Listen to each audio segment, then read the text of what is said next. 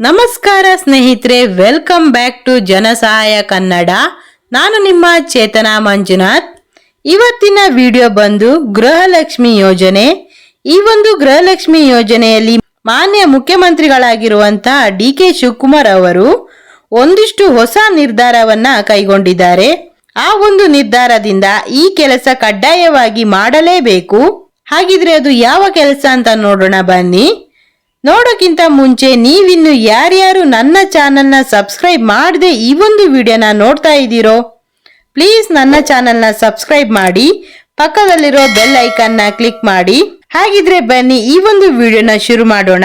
ಸ್ನೇಹಿತರೆ, ಈಗಾಗಲೇ ಕರ್ನಾಟಕ ರಾಜ್ಯ ಸರ್ಕಾರದ ಮಹತ್ವಾಕಾಂಕ್ಷಿ ಯೋಜನೆಯಲ್ಲಿ ಈ ಒಂದು ಗೃಹಲಕ್ಷ್ಮಿ ಯೋಜನೆ ಮಹತ್ವದ ಯೋಜನೆಯಾಗಿದೆ.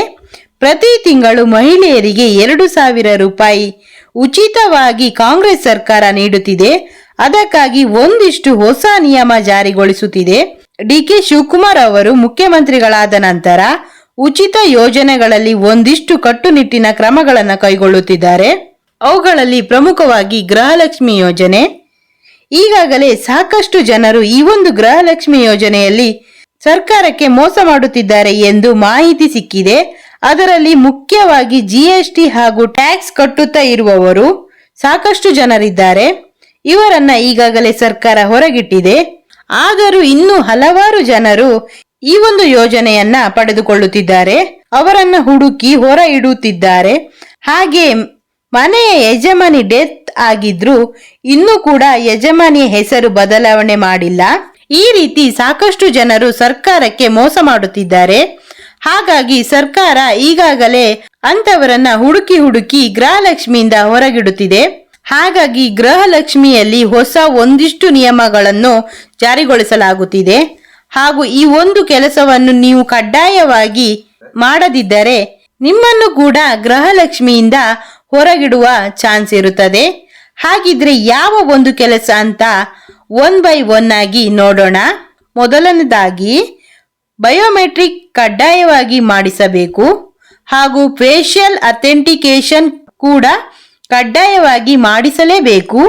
ಕುಟುಂಬದ ಯಜಮಾನಿ ಸ್ವಂತ ಫೋನ್ ನಂಬರ್ನ ಹೊಂದಿರಬೇಕು. ಕುಟುಂಬದ ಯಜಮಾನಿಯ ಸ್ವಂತ ಬ್ಯಾಂಕ್ ಅಕೌಂಟ್ ಕೂಡ ಇರಬೇಕು. GST ಹಾಗೂ ಟ್ಯಾಕ್ಸ್ ನ ಈಗಾಗಲೇ ಕಟ್ಟುತ್ತಿದ್ದರೆ ನಿಮ್ಮ BPL ರೇಷನ್ ಕಾರ್ಡ್ ಕ್ಯಾನ್ಸಲ್ ಆಗುವುದರ ಜೊತೆಗೆ ನಿಮ್ಮ ಗೃಹಲಕ್ಷ್ಮಿ ಅಕೌಂಟ್ ಡಿಲೀಟ್ ಆಗುತ್ತದೆ. ಹಾಗೆ ಮರು ನೋಂದಣಿ ಮಾಡಲು ಸಾಧ್ಯವಿಲ್ಲ. ಈಗಾಗಲೇ ಈ ಒಂದು ಮರು ಪರಿಷ್ಕರಣೆಗೆ 20 ಕೋಟಿ ರು ಬಿಡುಗಡೆ ಮಾಡಲಾಗಿದೆ.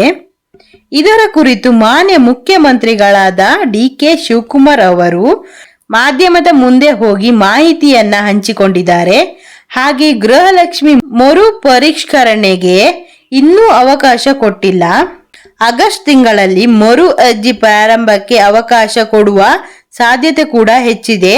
ಅವಕಾಶ ಕೊಟ್ಟ ತಕ್ಷಣ ನಾನು ನನ್ನ ಈ ಚಾನೆಲ್ನಲ್ಲಿ ವಿಡಿಯೋನ ಮಾಡಿ ಮಾಹಿತಿ ಕೊಡುತ್ತೇನೆ. ಈಗಲೇ ಅರ್ಜಿ ಸಲ್ಲಿಸುವುದಕ್ಕೆ ಯಾರು ಹೋಗಬೇಡಿ. ಮರು ಪರಿಷ್ಕರಣೆಗೆ ಇನ್ನೂ ಅವಕಾಶ ಕೊಟ್ಟಿಲ್ಲ. ಇದಿಷ್ಟು ಗೃಹಲಕ್ಷ್ಮಿ ಯೋಜನೆ ಬಗ್ಗೆ ಒಂದಿಷ್ಟು ಮಾಹಿತಿನ ನಿಮಗೆ ತಿಳಿಸಿಕೊಡುವಂತಹ ಪ್ರಯತ್ನ ಮಾಡಿದ್ದೇನೆ. ನನ್ನ ಈ ಪ್ರಯತ್ನ ನಿಮಗೆ ಇಷ್ಟವಾದರೆ ದಯವಿಟ್ಟು ಸಬ್ಸ್ಕ್ರೈಬ್ ಮಾಡಿ, ಹಾಗೆ ಪಕ್ಕದಲ್ಲಿರೋ ಬೆಲ್ ಐಕನ್ನ ಕ್ಲಿಕ್ ಮಾಡಿ, ಹಾಗೆ ಲೈಕ್ ಮಾಡಿ. ನಿಮ್ಮ ಫ್ಯಾಮಿಲಿ ಹಾಗೂ ಫ್ರೆಂಡ್ಸ್ಗೂ ಈ ಒಂದು ವಿಡಿಯೋನ ಶೇರ್ ಮಾಡಿ. ಮುಂದಿನ ಇದೇ ರೀತಿಯ ಮತ್ತೊಂದು ಮಾಹಿತಿಯೊಂದಿಗೆ ಸಿಗುತ್ತೇನೆ. ಅಲ್ಲಿಯವರೆಗೂ ಧನ್ಯವಾದಗಳು.